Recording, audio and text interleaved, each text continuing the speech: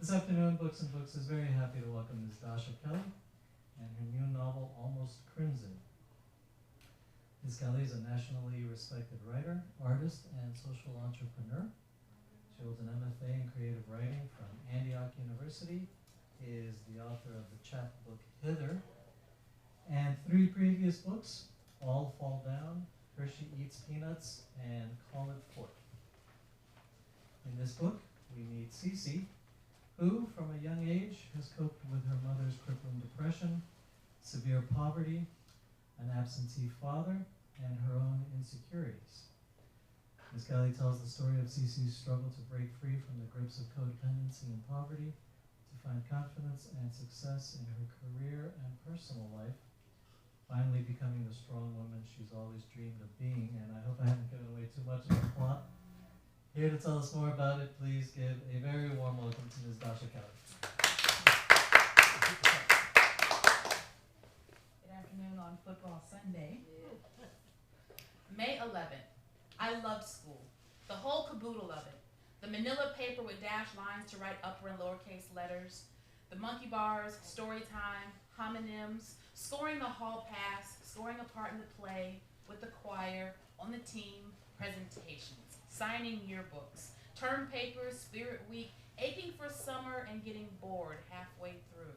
Every year through my freshman year of college, I wouldn't be able to sleep the night before school. Excited butterflies would crowd my stomach. Tomorrow is my novel release, and the butterflies are back. We're all frenetic and wide awake. At least now, I have whiskey. Chapter 1, Yarn. Cece felt her hip buzz. It was the 3rd call. She knew her mother would start picking at that damn finger if she didn't answer one of these calls soon. The last infection was gruesome, and Cece didn't want to deal with it again. Cece and her small team of co-workers stood in a carpeted intersection of their office suite, holding what their boss called a flash forward. According to him, the stand-up bare-bones briefing saved them all nearly 4 hours of bloated conference room meetings each week. Cece tugged at her purse strap as her hip vibrated again. She wanted to abandon this circle and escape into the elevator behind them, through the lobby and into the downstairs diner. She needed to call her mother, and she needed a slice of cake. Now. Cece shifted her weight and tried to will a coworker into silence as she unwound a tangled ramble about transposed numbers and speaker contracts and water chestnuts. Cece tried to make eye contact with her boss to flash her impatience. The blathering coworker was young and new and eager to counter every reality these truths might hold. Maybe we check out his fees through a different agency, Cece said, realizing no one was going to stop this child from speaking. Her boss was usually good at shepherding their small 9-person team, but he was being far too generous today. That way, we're on his calendar, but not locked into such a crazy high quote. Good thing you pulled those numbers early. The young associate beamed, nodded, and was quiet. The group dismissed, and Cece slipped into the elevator. She waved to the pair of security men as she walked the expansive lobby, breezed through the open doors of the Golden Goose Diner, and headed toward a booth in the back. Cece sat down and pried away her shoes. Beneath the table, she wiggled her toes. "Hey, Cece," her waitress Misha said from behind the counter. She wore long braid extensions this month and her signature brilliant red lip gloss, which had too much blue undertone for her complexion. Cece had tried lobbing cosmetic tips at Misha when she first started working in the building. Much of the advice had been new for Cece then, too. She'd been eager to evangelize. Misha would always respond with enthusiasm and conviction. 4 years later, Misha still sported homegrown experiments of quick weave, color streaks, iridescent makeup powders, and elaborately decorated nails. But like any new convert, Cece got over herself and her newfound style scriptures and embraced Misha's good nature, red gloss and all. "I'm good, Misha," Cece said, as her cell phone rang again. She pressed the talk button and spoke into the phone. "Yes, how are you?" As Misha poured a cup of coffee, Cece mouthed her order. "Cake," and counted on an extra thick slice. "I know, Mama. I was in a meeting," Cece said into the phone, digging into the small tray of sugar packets. "I'm sorry you worried." Cece emptied 2 packets and stirred while her mother recounted highlights of her news programs. She had taken to calling Cece with leading stories or curious statistics in case the news of Prescott Public School closings, council meeting decisions, or book reviews might prove helpful in Cece's work at the management consulting firm. Cece often reminded her mother that there were televisions at the office, but she would not be deterred. Cece's best friend Pam had once pointed out that atonement arrives in many forms. Yeah, even Spencer voted for it, Cece said into the phone, pointing and nodding as Misha stood near the cake domes, waving her hand above the pound cake like a model from The Price is Right.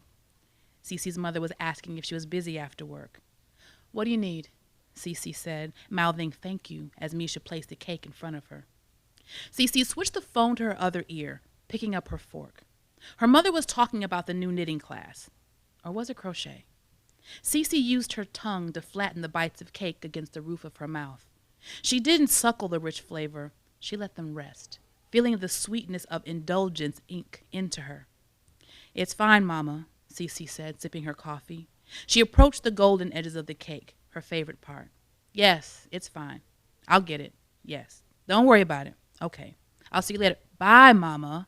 Okay. Cece disconnected the call and tucked the phone back into her purse pouch. What you going to get? Misha teased as she refilled Cece's coffee cup. Something sexy for your motorcycle man? Cece snorted at the mention of that bike and gave a theatrical sigh. No, my mother needs green yarn. Misha raised her dramatic penciled eyebrow. Yarn? Misha shrugged. Cece shrugged. If green yarn will keep her off the ledge this week, then I need to get that woman some green yarn. And everybody wins. Misha laughed. Cece ate her cake. May 8th. An unexpected feature of this writing journey has been invitations to do more writing. One of the pieces in my queue is a letter to my teenage self. Scanning my draft, I cringe. Wisdom, warnings, affirmations, it's all wrong. Teen me will want to hear how everything will turn out one day. We're only artificially equipped for one day at that age. One day felt so smooth and featureless back then. Grown me has learned that one day is textured, unwieldy, and won't fit snugly in your palm. Maybe that's what I'll tell her, that everything she is, knows, and endures will melt down to a curious knot of precious stone. Okay. Chapter 21, Candy. When Cece left Aunt Rosie that first summer, she was clutching a promise in her heart. Once home, however, Cece found the only way to honor her word to Aunt Rosie about being kind to her mother was to be quiet around her mother. She arrived in Prescott 3 weeks after school started. In the 4th week, her mother had been in the apartment on her own. Cece layered the still of their apartment with her own new brand of quiet. Cece peered at her mother over the edges of her novels and textbooks, searching for signs her mother might laugh, or speak a full paragraph, or stay awake past twilight. She wanted proof her mother was cured. Nothing. Her mother was more mobile now, Cece noted, bringing in the mail, sweeping the kitchen floor, adding the courtyard bench to her rotation of gazing sites. The one intriguing habit her mother had assumed was going out to the corner store on Sundays to buy a newspaper. Throughout the week, Cece watched her peel open a new section and slowly consume the pages. Cece was surprised, but disappointed that the results of her mother's 8 weeks of treatment weren't closer to astounding. And Cece intended to tell Dr. Harper how unimpressed she was with his work. She sat in the waiting area of his office, kicking at his coffee table with the toe of her sneakers. Miss Petrie, her social worker, sat 2 chairs away, ignoring Cece's irritated foot. She stood to shake Dr. Harper's hand when he emerged from his office. Cece walked past him without speaking. When Dr. Harper took his seat across from Cece, he gave her a warm smile and opened his mouth to speak. "What's wrong with her brain?" Cece said, before Dr. Harper could vocalize his warm-up to her. They sat in high-back leather chairs with their knees pointed at one another. Dr. Harper invited her on this side of the office door only 2 other times. Once when he invited her to take a piece of candy from his credenza, and once when she had to sit in on one of her mother's sessions. Witnessing how her mother's silence had followed them into these expensive leather chairs all the way from their apartment, aboard 2 buses, and up a narrow flight of stairs had confounded Cece. If her mother had scant words for Dr. Harper as well, how was she supposed to get fixed? Her brain is fine, Cece, Dr. Harper said, unaffected by her abruptness. It's the chemicals that regulate her moods that we have to adjust. Well, what's wrong with her? Chemicals, then.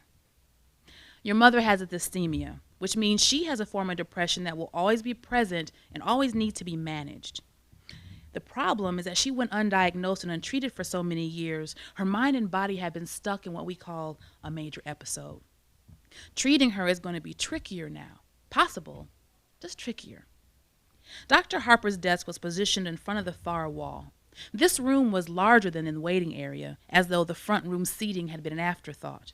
Soft light from the floor lamp that sat between their tall chairs and the desk made Dr. Harper's bald top gleam. Between their chairs was a low, narrow table holding a box of tissues and the bowl of hard candy. Dr. Harper reached into the bowl for a piece. Cece declined. Cece listened to the crackle of cellophane instead of Dr. Harper's descriptions of her mother's treatment and prescriptions and long-term therapy goals. She watched as he worked his long words around the pebble of candy. "When is she going to be regular?" Cece interrupted again. Dr. Harper paused for a beat, seeming to weigh his response. "I think she'll be better than ever," he said. Dr. Harper offered a robust smile, intending to convey his confidence and reassure her, she knew, but Cece didn't like his smile, or his bald spot, or the way he leaned forward in his chair to talk to her. Cece wanted him to admit the real reason he'd asked her there. "I need the medicine too?" Cece asked, challenging him with her eyes. "I have it too, right? The chemical thing?" Dr. Harper relaxed the tension in his jaw, understanding settling across his face. Cece thought he looked real for the first time, all of his plastic smiling and forced cheer melting away. He crossed one leg over the other and leaned back. Cece rested her hands on the armrest like him and braced for his reply. "Cece, mental illness doesn't work the same way other inherited traits do, like eye color or height. Yes, it's true, family history plays a part, but it's not a guarantee. It gives us something to watch for." Cece considered his words. She felt his eyes warm on her while she thought. "So, I have to wait to catch it?" Cece asked. "It's not something you catch, Cece," Dr. Harper said. "It's like a wrinkle in a paper map. You and your mother may have the same map, but that doesn't mean your map has the same wrinkle." "But I might," Cece said, tilting her head, "the same way her mother had a wrinkle, right?" "It's possible we all do, Cece," Dr. Harper said, reaching for a second piece of candy. "We just can't screen for mental illness. We can only treat it if it happens." Cece stared at him as he popped the candy into his mouth. It rolled around and in between his advice about managing stress and opening up and watching for signs and asking for help. Cece crossed her arms, trying to pin herself still against the chair. Her head throbbed. "You seem upset," Dr. Harper was saying. "Can you tell me what you're thinking right now?" "I'm thinking," Cece said, wedging her words through her clenching teeth, "you're telling me to be honest about my feelings, but you're lying to me." Dr. Harper didn't flinch from her flung words. He stilled the candy that had been dancing in his mouth, giving a single nod for her to continue instead. "Why don't you just say it? She got the crazy gene from her mother, and I'm going to get the crazy gene from her," Cece said. She sat straight up. The pulsing in her behind her skull was relentless. "Cece, I know you." "You don't know anything," Cece screamed, leaping from the tall chair to her feet. Her hands were knotted into 2 brown fists, and she leaned over the candy bowl at him. "You don't even know how to fix her." "Cece, shut up! Cece lifted the candy dish and threw it across the room. Candy gems rained across the beige carpet in muted thuds, and the glass bowl exploded against the front wall.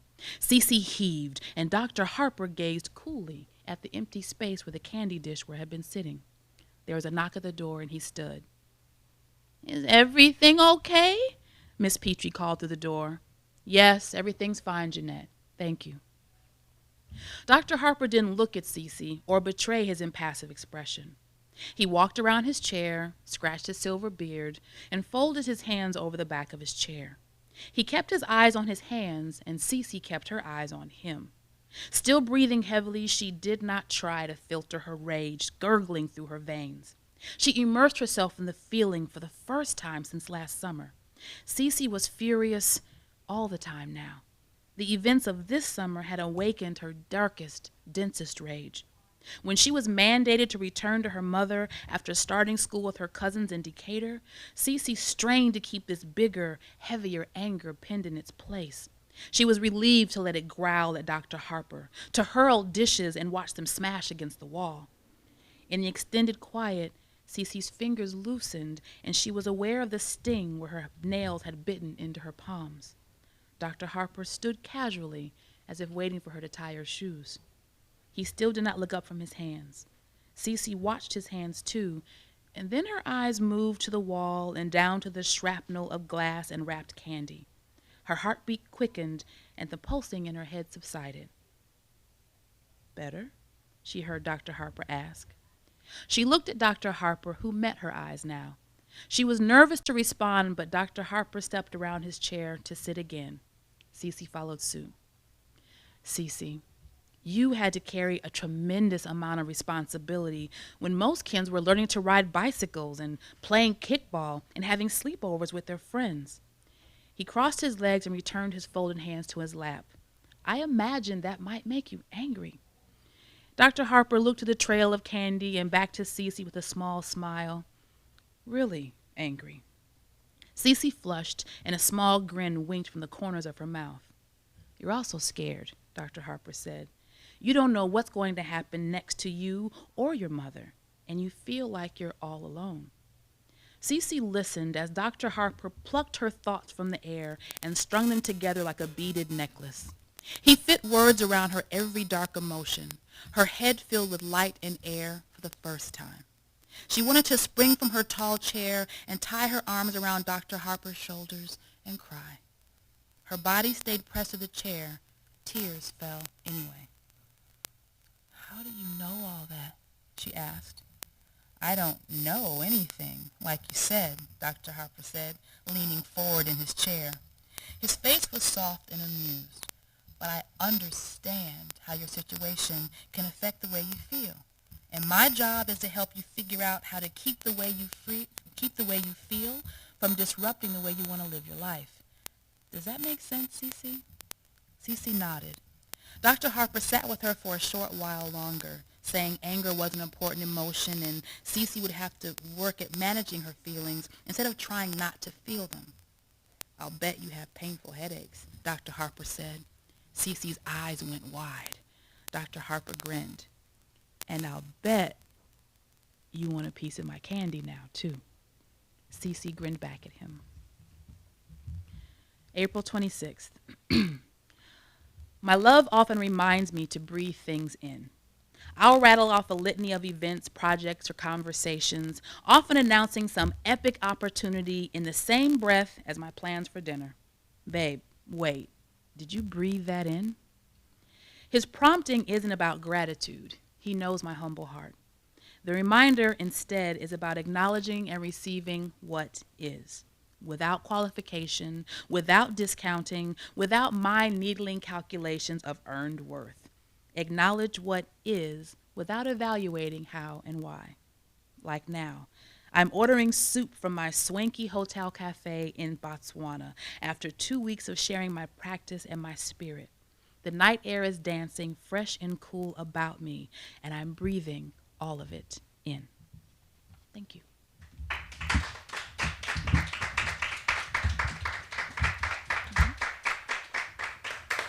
So I do the happy dance. Any questions?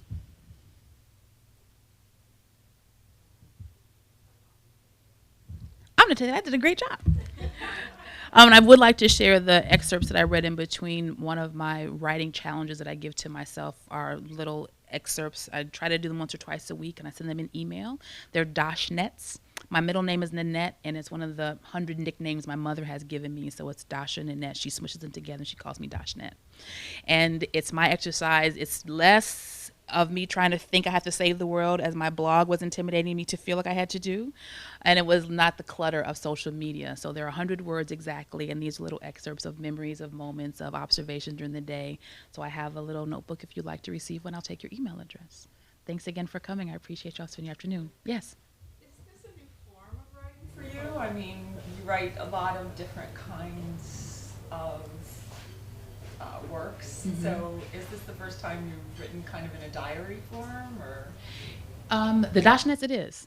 It is. A lot of times, so I've had a blog and I haven't maintained it like I'm supposed to, because I sit down and I look at this page and I need to be profound and I need to rescue someone and it needs to be brilliant, and I don't always have time for that, or I don't always have that inspiration.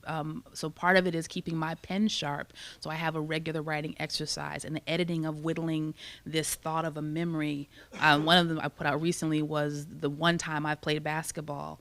I don't know why the coach put me out. I didn't know how to play, but I've probably been this tall since I was 7. So I showed up to sign up to learn, and he put me in the game. And I think back on, I'm sure I told him I could play because I was so enthusiastic that I was there. So let's figure this out.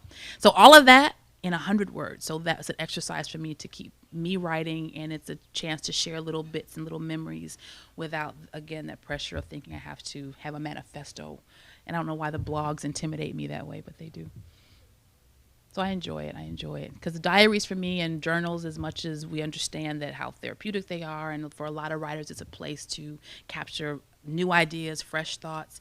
I think from that middle school, if you've ever had a diary read, kind of, for me, killed the whole experience of journals and diaries, because someone's going to discover this. And then you fast forward and I'm wondering, well, when they make my biopic, I want to make sure that I'm writing something that's going to be memorable. So my thought process in going into journals and diaries just was always skewed. So this is a way to make it about not so much recording my thoughts and what happened, but the writing exercise of taking a thought and what happened and really making it a sharp, concise piece of prose. Thank you for that question. Yes? How much of your work is intuitive? I'm going to say all of it. All of it. Well, until I get to the editing part. For example, in coming up with fiction, I seldom will sit down and say, I'm going to write this story about ding, ding, ding. I have a visual of an exchange or a moment. My novella that I wrote, for example, I envisioned 2 friends shopping, and one says to the other, oh my goodness, this is great. This color was perfect. And then the other friend says, it actually would bring out all the colors in your bedroom. What do you know about the colors in my bedroom? So writing that scene, and then the tension, and then of course the could-be argument that happens from there in the mall. And then it's sitting down, well, who are these women and how are they friends and what happened? And it unfolded into a story of a woman who has a form of schizophrenia, and she stopped taking her medication, and she believes she's having an affair with her friend's husband. So it's a story of one woman's unraveling sanity and another woman repairing a marriage that isn't broken. So for me, that discovery of figuring out what is this story, what are these characters, who, for the writers in this space, it sounds crazy, but that's kind of how imagination can work. How did this moment appear, and then working together with these characters, figuring out what the story is supposed to be. So, and in finding out what their voice is supposed to be, how they would move, whether they're confrontational or not. And I'm reluctant to do too much of an outline, because for me, the discovery isn't the same. So I am as amazed at the end of the day, whoa, I never saw that coming. So I really enjoy that process. So the editing is the mechanics of it. And I enjoy that as much, taking it apart and putting it back together. With Almost Crimson, it's told out of order. So initially it was putting it in order so I could make sure that I had the dates lined up. Was this the year that the Jacksons actually came out? When did this movie happen? And I can't say she met this person before they appeared, those type of pieces.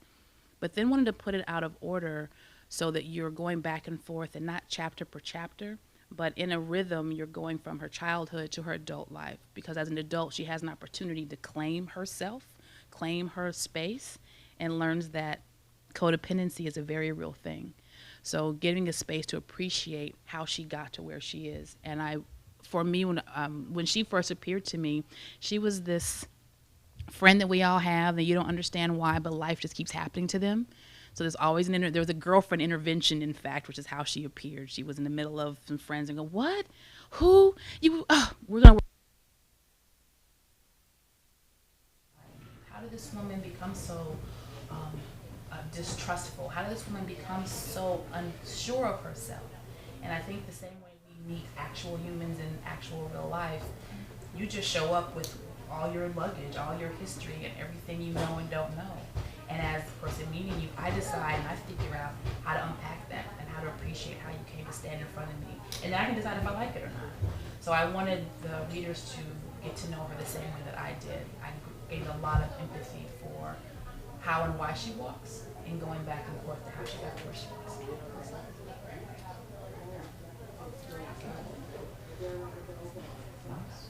Well, thank you, Dasha. Thank you.